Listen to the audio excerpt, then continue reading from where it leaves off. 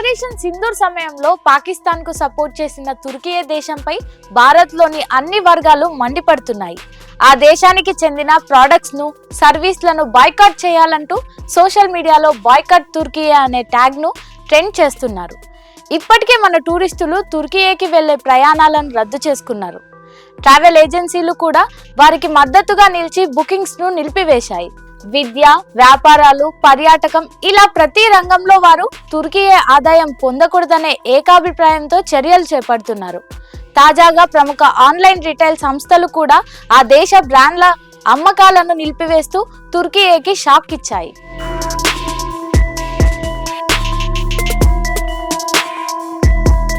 పహల్గామ్ ఉగ్రదాడి తర్వాత ప్రపంచ దేశాల్లో అత్యధికం భారత్ కు మద్దతు పలకగా తుర్కీయే, అజర్బైజాన్ మాత్రం పాకిస్తాన్ ను సపోర్ట్ చేశారు. అందుకే ఈ రెండు దేశాలతో వాణిజ్య సంబంధాలు తెంచుకోవాలని దేశీయ వర్గాలు నిర్ణయించుకున్నాయి. ఇప్పటికే తుర్కీ నుండి దిగుమతి అయ్యే యాపిళ్లను వ్యాపారులు బ్యాన్ చేశారు. జ్యువెలర్స్ అసోసియేషన్ కూడా ఆ దేశ నగలను బహిష్కరిస్తున్నట్లు ప్రకటించాయి.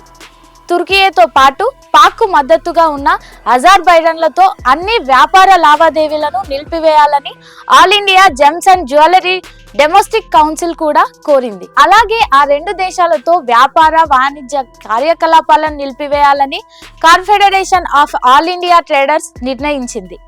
ఇరు దేశాలతో ఇకపై ఎలాంటి వ్యాపారం జరగదని స్పష్టం చేసింది.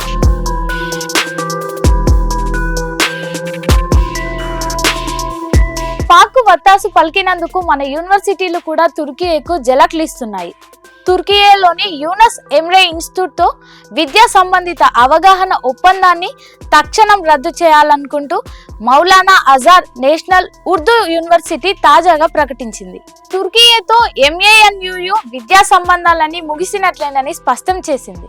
పంజాబ్ లోని లవ్లీ ప్రొఫెషనల్ యూనివర్సిటీ కూడా టర్కీలోని విద్యా సంస్థలతో కుదుర్చుకున్న ఎంఓయూలను రద్దు చేసింది. టర్కీ విమానయాన సంస్థ సెలెబ్ కి భారత్ అనుమతుల్ని రద్దు చేసుకోవడంతో ఇస్తాంబుల్లో కంపెనీ షేర్లు క్రమంగా పతనమవుతున్నాయి.